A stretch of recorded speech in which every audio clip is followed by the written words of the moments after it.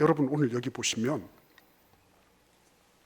이 동방으로부터 박사들이 예루살렘에 이르러 2절에 보시면 이렇게 말하고 있어요. 유대인의 왕으로 나시니까 어디 계시냐? 우리가 동방에서 그의 별을 보고 그에게 경배하러 왔노라. 그죠? 질문을 했어요. 질문했습니다. 질문하는 것은 너무 중요한 거예요. 성경을 답의 책으로 생각하는 분들이 많아요. 맞아요. 답도 있어요. 그러나 성경은 근본적으로 질문하는 책이에요. 성경은 질문하는 책입니다. 세례 요한도 질문했고요. 요한도 질문했고 예수님도 질문하셨고요. 하나님도 우리에게 질문하실 거예요. 우리는 마지막 하나님 보좌 앞에서 우리가 그동안 쌓아왔던 인생의 모든 것들을 결산하며 하나님께 답변을 준비하는 시간을 지금 가지고 있는 거예요. 하나님도 질문하시는 거예요. 그래서 성경을 읽으면 읽을수록 질문거리가 많아져요. 질문하는 겁니다. 질문의 수준만큼 답변의 수준도 정해져요. 자꾸만 우리의 구하는 것이나 생각하는 것보다 더 넘치게 하시는 하나님, 이런 말을 하면서 기도하는 것도 하나님께 진지하게 질문하고 금식하고 하는 것을 우습게 여기는 풍조가 있어요. 그렇지 않습니다. 진지하게 질문하는 것은 너무 중요한 일이에요. 이 사람들이 진지하게 질문한 겁니다. 지금까지 평생을 쌓아왔던 그런 천문학 지식이에요. 근데 그 천문학 지식이 작동을 안 하는 겁니다. 지금까지 써먹어 왔는데, 지금까지 맞아왔는데 이게 어느 날 통제 불능의 상황에 이르는 거예요. 그때 포기하지 아니하고. 그렇죠. 우리도 마찬가지 아닙니까? 우리 인생 살아가면서 작동되는 날까지 작동이 될 거예요. 그런데 어느 날 더 이상 작동하지 못하는 날이 이렇게 될 수도 있는 거예요. 그때 어떻게 하느냐? 물었어요. 물었습니다. 유대인의 왕으로 나시니까 어디 계세요? 가르쳐 주세요. 물었습니다. 질문할 줄 아는 건 축복이에요. 말씀 묵상할 때도 하나님은 누구십니까? 이 본문에서 하나님은 어떤 분이십니까 도대체? 하나님, 그러면 나는 무슨 일을 해야 돼요? 내가 적용해야 될 게 뭡니까? 우리는 늘 질문하는 거예요. 이 본문 보면서도 늘 질문하는 거예요. 하나님, 여기에서 저는 어떻게 설교해야 되겠습니까? 오늘날 우리 성도들에게 꼭 필요한 말씀이 뭐겠습니까? 질문하는 거죠. 질문 안 하고 믿는 거를 아주 믿음이 좋은 걸로 생각하는 분들이 계신 것 같아요. 그렇지 않습니다. 진짜 믿음이 좋으려면 질문해야 돼요. 하나님, 왜 내가 기도한 건 응답되지 않았습니까? 어디에 문제가 있습니까? 하나님, 나는 이렇게 될 것이라고 하나님 말씀 따라 했는데 왜 별이 없어졌습니까? 질문해야 되는 거예요. 하나님, 내 생애는 왜 이렇습니까? 하나님은 어디에서 나를 멈춰 세우신 겁니까? 내가 어떻게 해야 되겠습니까? 물어야죠. 그게 신앙생활 잘하는 거예요. 자기 아는 깐대로 이제 여기까지야. 우리는 여기까지야. 이번 생에는 여기까지야. 그렇죠? 이 동방 박사들은 그런 면에서 참 지혜로운 사람이었어요. 물었습니다. 그리고 어떻게 됐죠? 그 다음이 참 난리도 아니죠. 성경을 참 보면 너무 재미있는 거예요. 이 말씀 보십시오. 3절을 같이 읽어볼까요? 헤롯 왕과 온 예루살렘이 듣고 소동한지라 그랬어요. 헤롯 왕이 왜 소동을 했겠어요? 자기가 왕인데 또 왕이 있다 그랬잖아요. 최대 정적을 만난 거예요. 그리고 지금 또 뭐예요? 온 예루살렘이 왜 듣고 소동했어요? 이제 일어날 여러 가지 일들이 벌어지잖아요. 팍스 로마나, 로마 제국하에서 이렇게 아주 그냥 이렇게 막 굴욕적이긴 하지만 그런 대로 먹고 살았거든요, 이 사람들이. 근데 그런 상황 속에서 왕이 또 하나 더 나타난다니까 뭐예요? 최대 소일거리가 생긴 거야. 이게 가십거리가 생긴 거예요. 근데 이 두 부류의 사람들이 듣고 소동한 배면에는 뭐가 있는 거예요? 예수님이 오시기를 바라는 거예요? 아닌 거예요? 뭐예요? 왜 대답이 없으세요? 예수님이 이 사람들이 오기를 바라서 소동한 것입니까? 안 그러면은 오시지 않기를 바라서 이 사람들이 소동한 걸까요? 왜 그럴까요? 물론 호기심도 있을 거예요. 근데 왜 그랬을까요? 오시지 않았으면 좋겠죠. 왜요? 자기들이 원래 구축해 놓은 질서가 있잖아. 근데 그 질서를 지금 누군가가 알지도 못하는데 갑자기 유대인의 왕이라고, 자기가 유대인들을 구속할 그리스도라고 이러는 사람이 등장한다 그러니까 어때요? 불안하기도 하고. 그죠? 예, 여러 가지로 이게 편하지 않은 거예요. 편하지 않습니다. 예수님 오신다 그래도요, 편하지 않은 사람 많이 있어요. 예. 왜? 내가 구축해 놓은 내 삶이 있거든. 근데 그게 흔들리는 게 싫어. 나는 예수님은 그냥 말구육간에 고요히 계시고 나는 나대로 내 삶을 살려고 하는데 왜 예수님 자꾸 그냥 안 오시고 그냥 좀 천국에 가만히 계시면 안 되겠어요? 뭐 굳이 여기까지 오신다고. 네. 그런 사람들 많이 있어요. 나는 나고 예수님 예수님이고. 예수님 자꾸만 나를 고추장하게 하지 마세요. 고추장스럽게. 네. 나를 번거롭게 하지 마세요. 나를 그냥 내가 하고 싶은 대로 자기 결정권을 인정하면서 살도록 내버려 두세요. 예수님. 그죠? 거기다가 뭐라고 얘기해요? 뒤에다가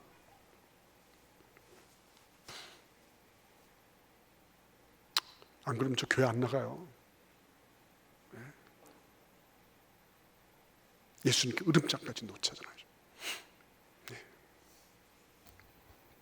그러니까 이 예루살렘이 완전히 발칵 뒤집혀지면서 무슨 일이 난 거예요? 왕이 대책회의를 소집을 했어요.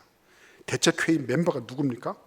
4절에 보시면 모든 대제사장과 백성의 서기관들을 모아서 그리스도가 어디서 나겠느냐 물었어요.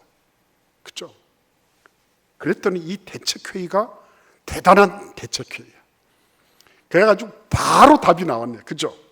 우리 같이 한번 5절과 6절을 읽어보겠습니다. 이르되 유대 베들레헴이오니 이는 선지자로 이렇게 기록된 바, 또 유대 땅 베들레헴아 너는 유대 고을 중에서 가장 작지 아니하도다.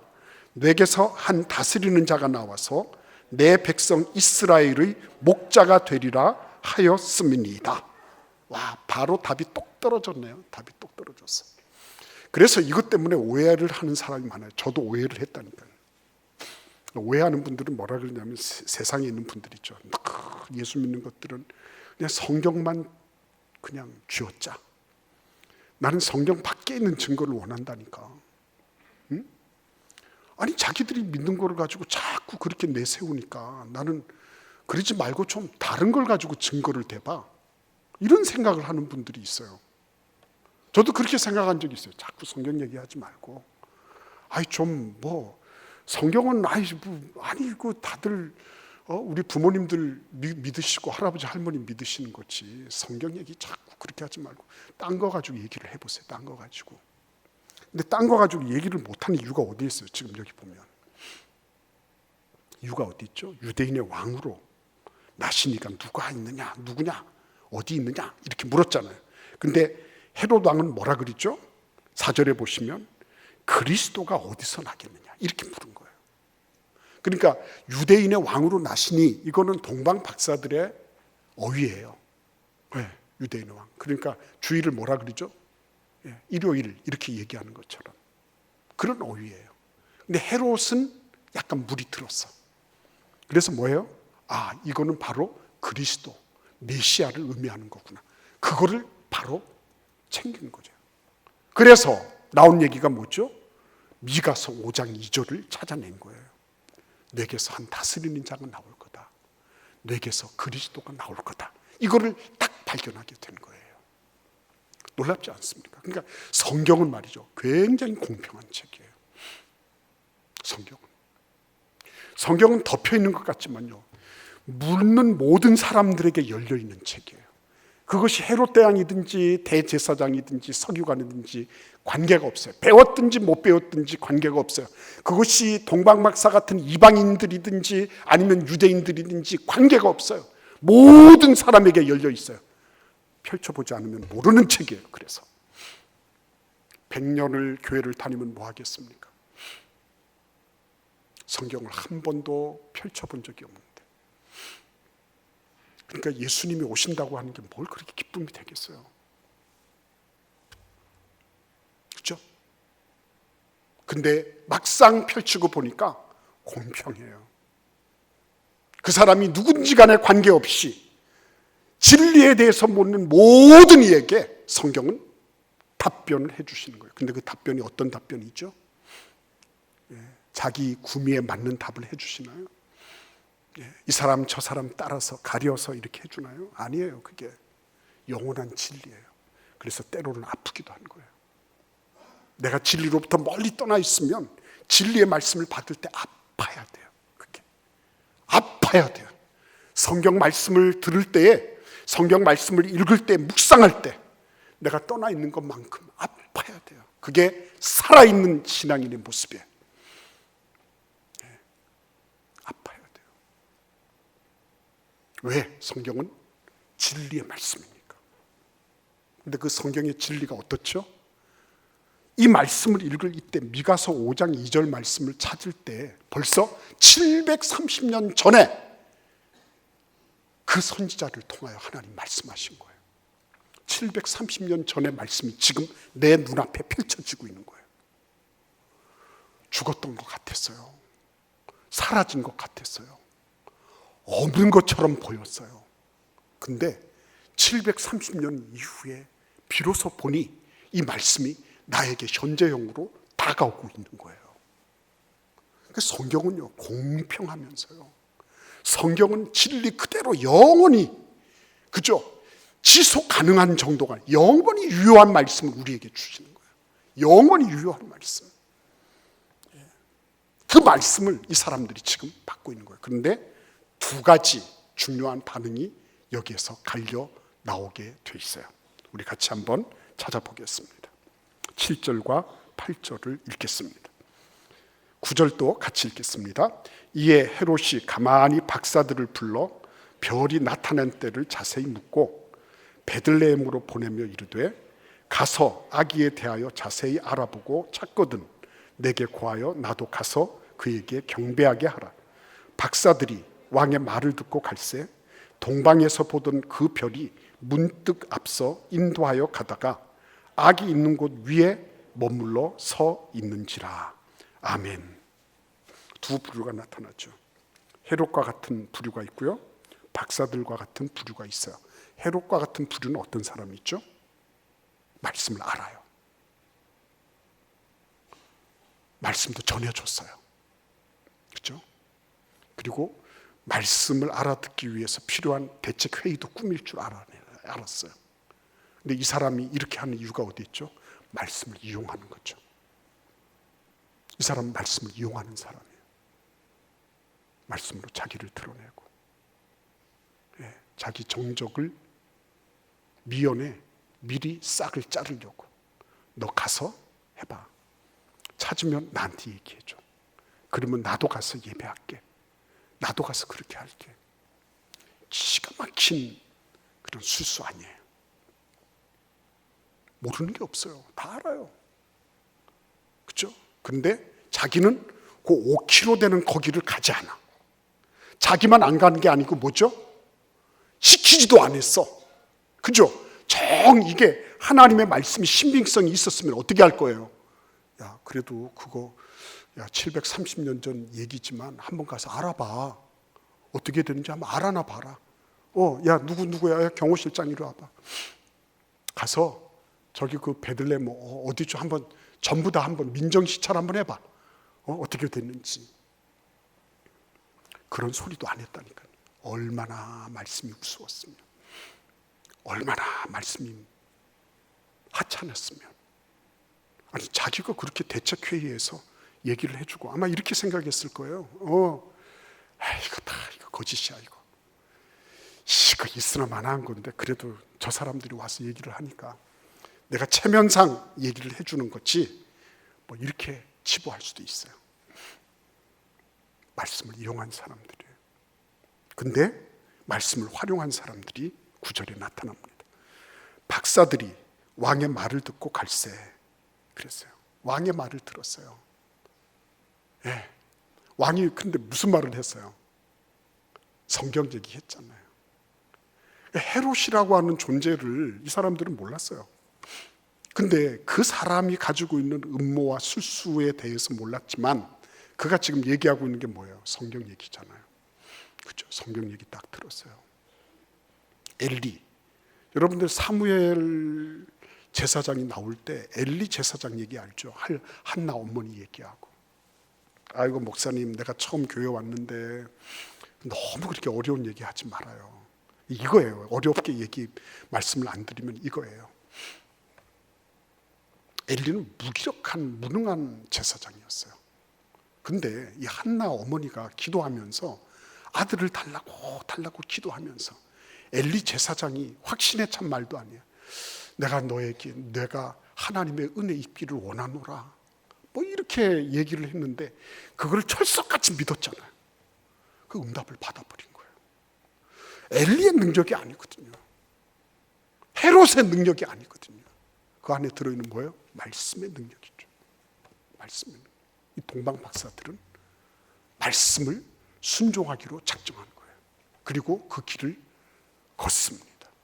그래서 여러분 늘 보면 말씀을 이용해서 자기의 주장을 펼치고 논지를 펼치고 그것이 정당한 것처럼 그렇게 여기게 만들고 하는 그런 사람들을 우리는 이 한국 교회 안에서 얼마나 많이 볼 수 있는지 몰라요. 한국 교회만 그런 게 아니야. 세계 역사를 다 뒤져보면 교회사 안에서 그런 일들이 비일비재하게 많아요. 그러나 중요한 건 뭐죠? 100만 마디를 해도 아무런 능력이 없어. 그렇죠? 베들레헴에 일생 기독하지 않은 거죠. 성경을 1mm도 믿지 않은 거죠. 그렇죠? 근데 이 사람들은 어땠죠? 동방 박사들은 헤롯 왕이 얘기한 것을 가지고서라도 그곳을 향하여 가기 시작한 거예요. 그런데 여러분 9절을 보십시오. 왕의 말을 듣고 갈새 동방에서 보던 그 별이 문득 앞서 인도하여 가다가 악이 있는 곳 위에 머물러 서 있는지라 그랬어요. 저보고 설교 빨리 마치라고 자꾸 그러지 마세요.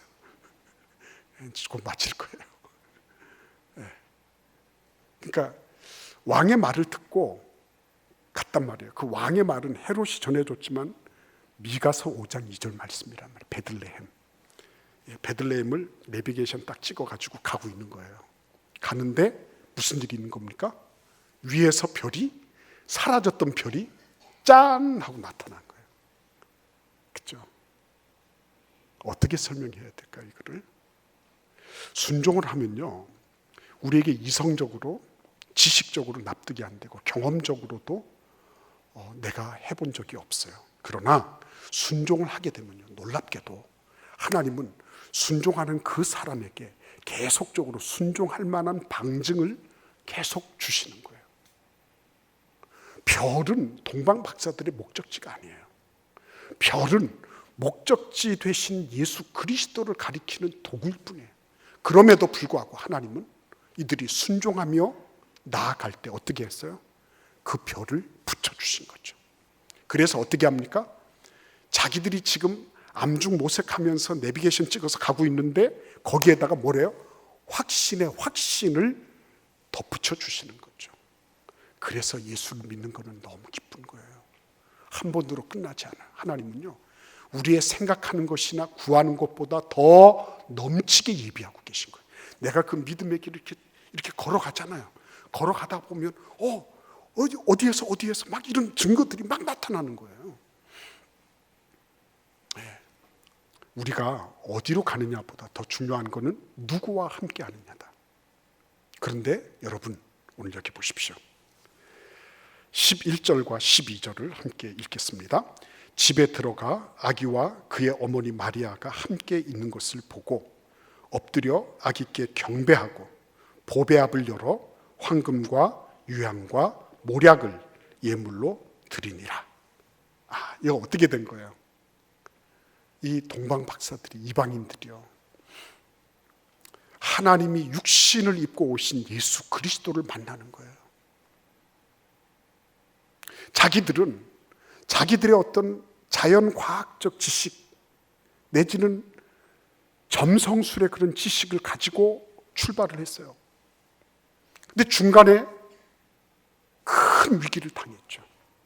근데 하나님의 특별한 계시, 하나님의 진리의 말씀을 가지고 다시 수정하고 궤도를 바로잡았어요. 그 결과가 뭐였죠? 순종하며 가니까 누구를 만나? 예수 그리스도를 만나더라는 거죠. 순종할 때 예수님 만나더라고요. 순종할 때. 그리고 그분에게 뭐예요? 감격적인 경배를 드릴 수가 있었어요. 감격적인 경배. 지금까지 자기들이 그 점성가로서의 그런 모든 것들을 뒤로 하고, 그리고는 터벅터벅 그 별을 보면서 따라온 거예요. 근데 드디어 그 별의 최종 목적지, 그죠? 그 별이 나타내는 최고의 정점, 그곳에 온 거예요. 얼마나 감격하고 감사하지 않았겠어요?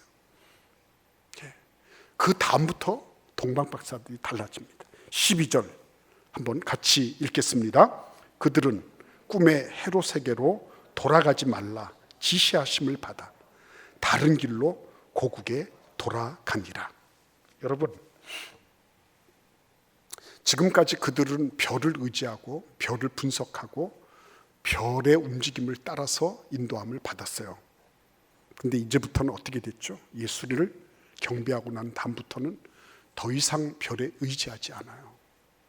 그리고 그에게 나타나신 하나님의 계시를 의지해서 길을 떠나갑니다. 오늘 이 자리에 모이신 여러분 한 분 한 분의 삶 속에서 하나님은 그걸 보시기를 원하세요. 이 성탄의 계절에 정말 나는 예수를 만나기를 원하는가? 예수 만나기를 원하는가? 떠들썩하고 뭐 어떻게 하고, 그게 중요한 게 아니라 훨씬 더 중요한 건 뭐예요? 내가 예수님과 함께하는 삶. 그 예수와 함께하는 그 예수를 진짜 만나는 그런 은혜. 하나님께서 우리 모두에게 이런 은혜를 허락하시기를 바라고 있어요. 그리고 하나님은 누구든지 이 길을 순종하며 걷는 이들에게 예외 없이, 그 사람이 이방인이라 할지라도 예외 없이 다 누리게 해주셨어요. 우리의 삶 속에도 이러한 은혜가 이 성탄절에 충만하기를 간절히 기원합니다. 기도하겠습니다.